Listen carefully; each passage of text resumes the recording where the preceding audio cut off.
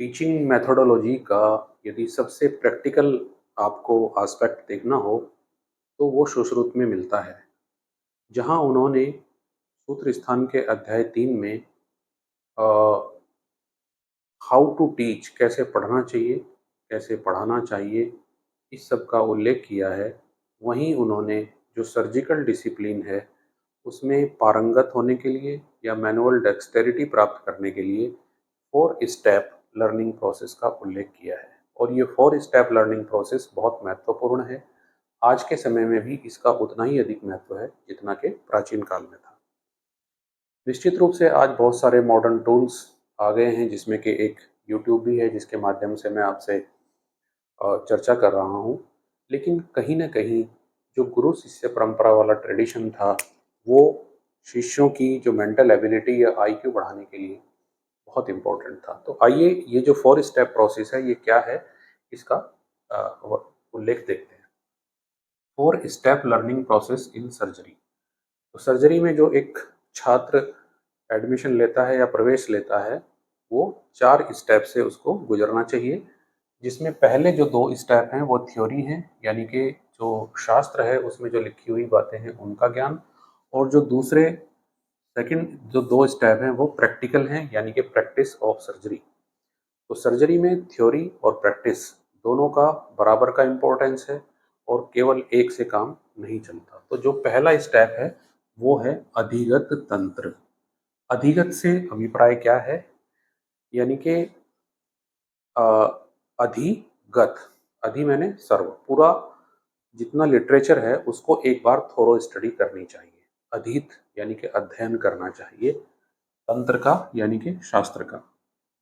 तो literature study पूरा एक बार में उसको स्टडी किया जाना चाहिए, और वो कैसे स्टडी किया जाना चाहिए उसका उल्लेख भी किया हुआ है, वो मैं आपको एक अलग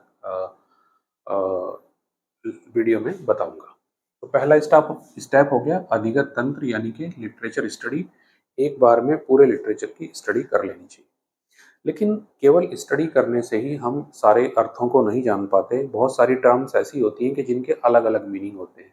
तो इस कॉन्टेक्स्ट में उसका क्या मीनिंग है, हम कैसे जानें कि ये क्या है एक्चुअली, इसका इंटरप्रिटेशन क्या है, इसकी डेफिनेशन क्या है। इन सारे अर्थों को समझने के लिए हमको पुनः फिर उसको दोबारा से पढ़ना चाहिए, और वो है उपासित तंत्रार्थ। इसमें देखिए जो पद हैं, इसमें उप है, आसीत और तंत्रार्थ।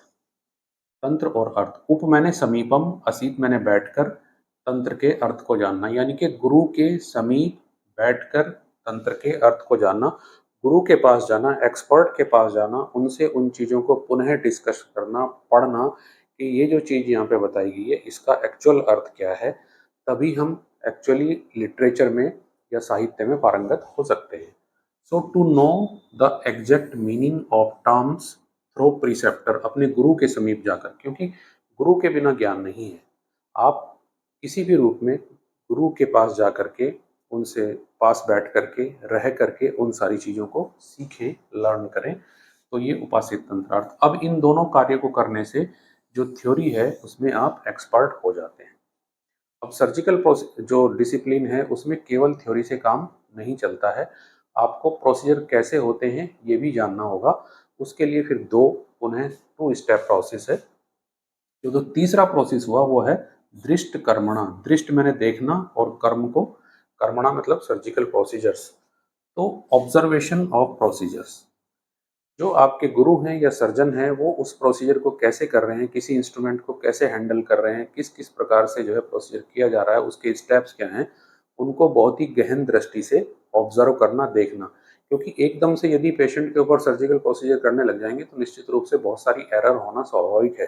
तो इसलिए एरर ना हो, क्योंकि एरर यहाँ पे डिजायरेबल नहीं है, तो इसलिए सबसे पहले उसको ऑब्जर्व करना है, दृष्ट कर्मणा। आपको पेशेंट के ऊपर हाथ नहीं लगाना है। और उसके बाद है कृत योग्या, यानी कि योग्या का करना चाहिए। अब योग्या क्या होती है? योग्या का मतलब होता है सम्यक कर्म अभ्यास, यानी कि जो कर्म है उनका अभ्यास करना, लेकिन पेशेंट के ऊपर नहीं, बल्कि कुछ एक्सपेरिमेंटल मॉडल्स के ऊपर। अलग अलग प्रकार से एक चैप्टर सुश्रुत में डिवोटेड है। तो कृत योग्या मतलब प्रैक्टिस थ्रू एक्सपेरिमेंटल मॉडल्स।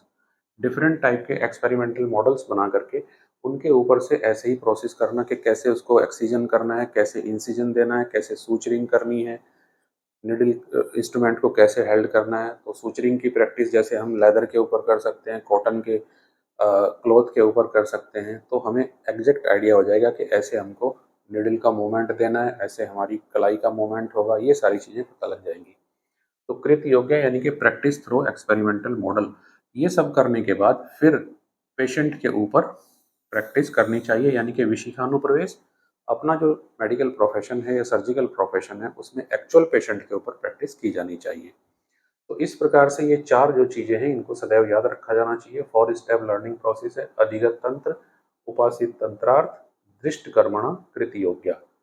अधिगत तंत्र लिटरेचर स्टडी, उपासित तंत्रार्थ to know exact meaning of terms through preceptor, दृष्ट कर्मणा ऑब्जर्वेशन ऑफ प्रोसीजर्स, और कृत योग्य यानी कि प्रैक्टिस थ्रू एक्सपेरिमेंटल मॉडल्स।